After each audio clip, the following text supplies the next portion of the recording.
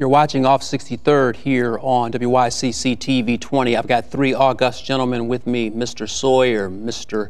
Baskin, and Mr. Smith. Rahm Emanuel, he's laying his platform out. He's got this amazing website up saying, hey, if you got the skills, send your resume in Word doc format or PDF. I mean, is he doing the right thing here? That's the first question. Second question, will you go for Rahm Emanuel's endorsement? Is he doing the right thing with the website, and will you go for his endorsement? Let me start with Mr. Smith. I think he's definitely doing the right thing. I think that to use technology and new forms of social media is a way to reach out to people who may not be able to do the traditional ways, you know, of reaching out. As far as, what was the second question? The endorsement. The endorsement. I'm looking for someone who wants to support the 20th Ward and the South Side of Chicago. If that's what your platform is, and if you're working toward with that, we will accept any help, yes. Okay. If he's reaching out for those innovative ideas in terms of using the internet and other social networking, I can agree with that. But in terms of, will I reach out to him? Will I accept the endorsement? All I want is an endorsement of the people, because the people have to elect you to go out there in order to fight some battles.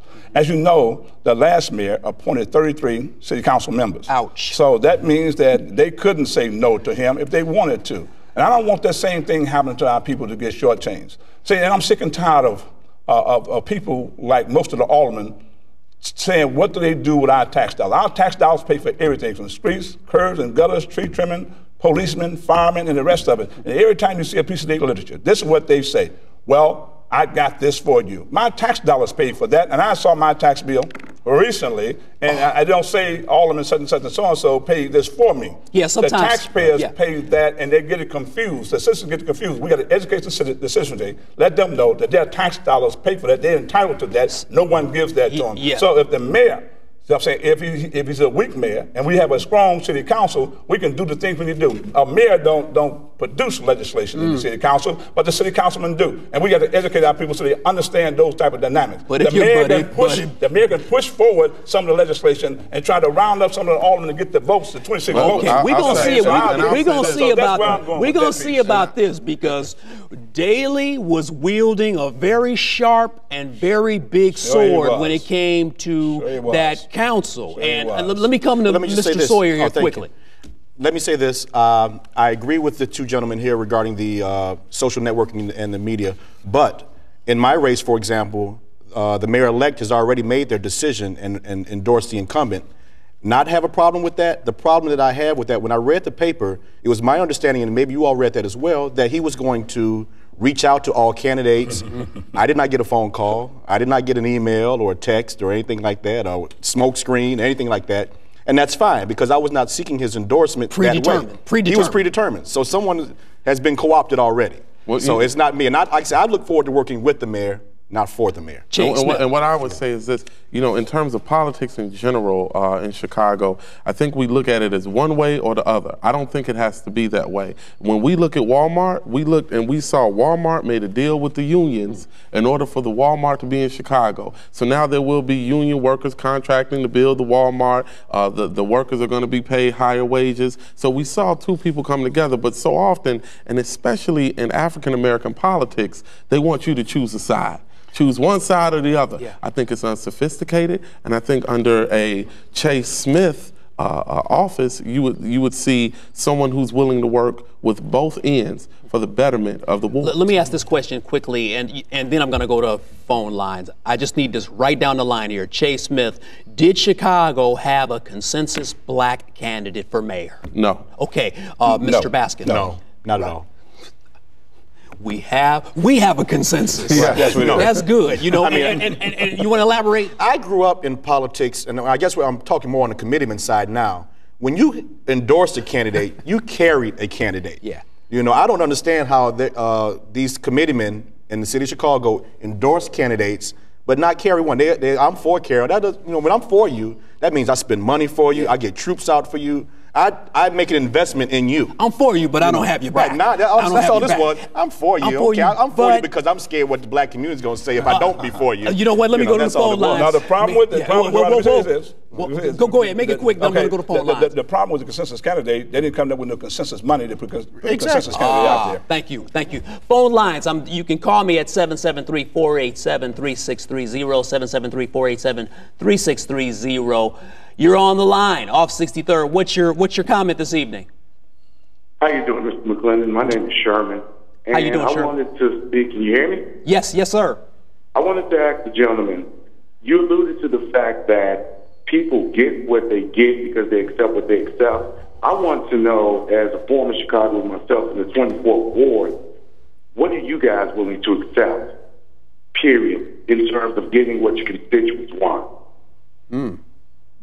Wow. Well, what are you willing to put up with? What are you willing to accept?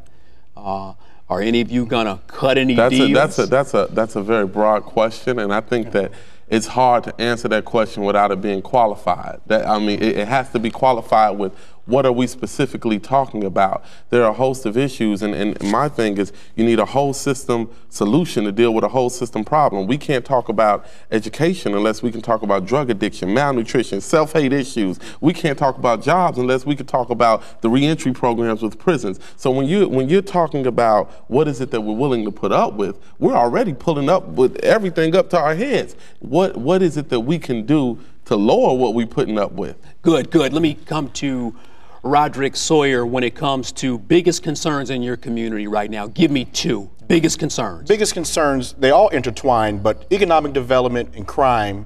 If we don't have economic development, we foster crime because people don't have jobs, they get frustrated, they have too much time on their hands. What do you do to foster economic development? We grow. For example, we're bordered by 4 airlines. I have one proposal that I want to put out that we'd have no economic development engines around our train stops. That means no parking rides, no coffee shops, no things that they have in other communities. I propose that we do that. And we have desolate land around all our L stops. We need to start getting things like that that can generate jobs, generates new tax base, generates new businesses. Yeah. I was on the 69th Street L stop the other day. I could not buy a paper. There was not a paper stand there. Paper stand guy can make $100,000 a year. That's one job. I'm referring to. I got to move to Mr. Baskin. Concerns, you got to make it quick. Crimes, and jobs. What are you going to do about it? First of all, you got to have a relationship with the 3 commanders in the 3 districts, 7, 8, and 9, in order to fashion a plan that you can work collectively with them and people in the community. In terms of jobs you're talking about, they want to bring 30 Walmarts into the city of Chicago. If you calculate that about $8 million, I mean, that's $160 million of new tax revenue comes into the city of Chicago. If you use the 255,000 light poles in the city of Chicago and take 150,000 of them and put banners over there and lease that banner space, guess what? It'll generate from $120 million to $360 million per year. Rhymefest Smith, you get the last word. I'm going to say education and jobs because education prevents crime. Okay. $7,000 to educate, $40,000 to incarcerate. Gentlemen, thanks for being on Off 63rd. Where does the time go? I need to say thanks to my guests, Roderick Sawyer, Hal Baskin, and Che Smith for being on Off 63rd. The conversation continues. Give me a call after the show, 773-487-1352. That's my voicemail. Email me at Garrard@off63rd.com, and you can also go to our website, www.off63rd.com. We thank the McCormick Foundation and the Field Foundation for their contributions, providing a voice for Chicago students through media. Thanks for joining us tonight. Hey, remember, victory, it's yours. I need you to stay positive, keep your head up, and always be encouraged. Good night.